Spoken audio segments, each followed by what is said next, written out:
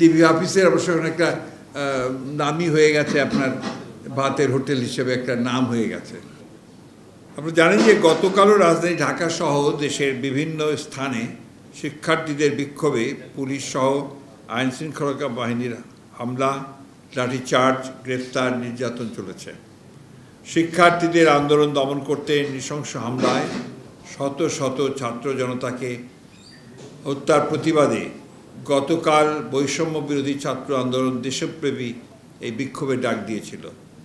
শিক্ষার্থীদের শান্তিপূর্ণ বিক্ষোভেও সরকার পুলিশ সহ আইন শৃঙ্খলা বাহিনী নিয়ে ন্যাক্কারজনকভাবে বাধা প্রদান করেছে এবং হামলা চালিয়ে লাঠিচার্জ, টিয়ার গ্যাস নিক্ষেপ করে শতাধিক নিরীহ শিক্ষার্থীকে গ্রেফতার করেছে।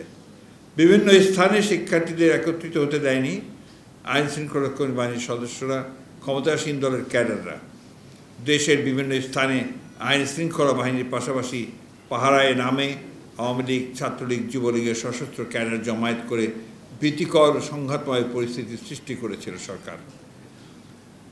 দেশে জরুরি অবস্থা জারি না করা সত্ত্বেও সভা সমাবেশ বিক্ষোভ করতে না দেয়া এবং হামলা, গ্রেফতার করা সরকারি ও গণতান্ত্রিক ফ্যাসিবাদী চরিত্রের বহিঃপ্রকাশ মাত্র। বাংলাদেশ জাতীয়তাবাদী দল বিএনপির পক্ষ থেকে আমি ছাত্রদের শান্তিপূর্ণ বিক্ষোভে হামলা, দমন, নির্যাতন এবং অন্যায় আটকের তীব্র নিন্দা ও প্রতিবাদ জানাচ্ছি এবং অবিলম্বে আটককৃত শিক্ষার্থীদের নিঃশর্ত মুক্তি দাবি করছি। প্রিয় সাংবাদিক বন্ধুগণ, আপনারা নিজেরাই এই বিষয়গুলো কভার করেছেন, লিখেছেন যে আন্দোলনকারী ছাত্রদের যে 6 জন সমন্বয়ক তাদেরকে তুলে ডিবি অফিসে নিয়ে গিয়ে একটা যে নাটক তৈরি করা হয়েছে, সেই নাটকের যে বিষয়টা সেটা আপনারা নিজেরাই সবাই জানেন। আমি সেটাকে রিপিট করতে চাই না। শুধু কয়েকটা প্রশ্ন আমি আপনার জাতির কাছেই রাখতে চাই। সেটা হচ্ছে যে এই ধরনের ঘটনা ইতিপূর্বে আমরা রাজনীতিতে কখনো দেখিনি।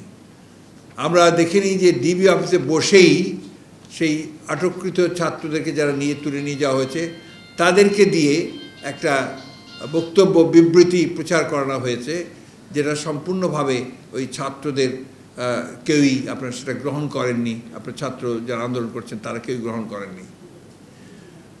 আপনি লক্ষ্য করে দেখবেন সেখানে একটা জিনিস নিশ্চয়ই আপনারা সবাই লক্ষ্য করেছেন যে নাহিদ যে সমন্বয়কারী আপনার পড়ছিল, আপনি যে দেখা হয়েছে তাদের সে যেভাবে বসানো হয়েছিল লম্বা করে, তার মধ্যে নাহিদের পরনে আপনার একটা লুঙ্গি ছিল, সেটাকে ঢেকে রাখার জন্য একটা খবরের কাগজ লম্বা করে পেতে দেওয়া হয়েছে। সেই খবরের কাগজের উপরে সে ওই বক্তব্যটা পড়ছিল এবং তাদের যে ফেসিয়াল যে এক্সপ্রেশন, বডি ল্যাঙ্গুয়েজ যা ছিল, তারপরে পরিষ্কার করে বোঝা যায় যে তাদের উপর একটা প্রচণ্ড নির্যাতন, চাপ সৃষ্টি করে তাদেরকে এই বক্তব্যটা তাদেরকে দেওয়া হয়েছে।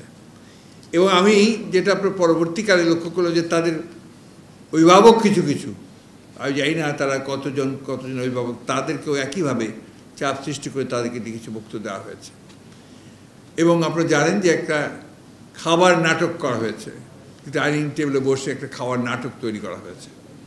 এটা আপনার ডিবি অফিসের অবশ্য একটা নামই হয়ে গেছে, আপনার ভাতের হোটেল হিসেবে একটা নাম হয়ে গেছে।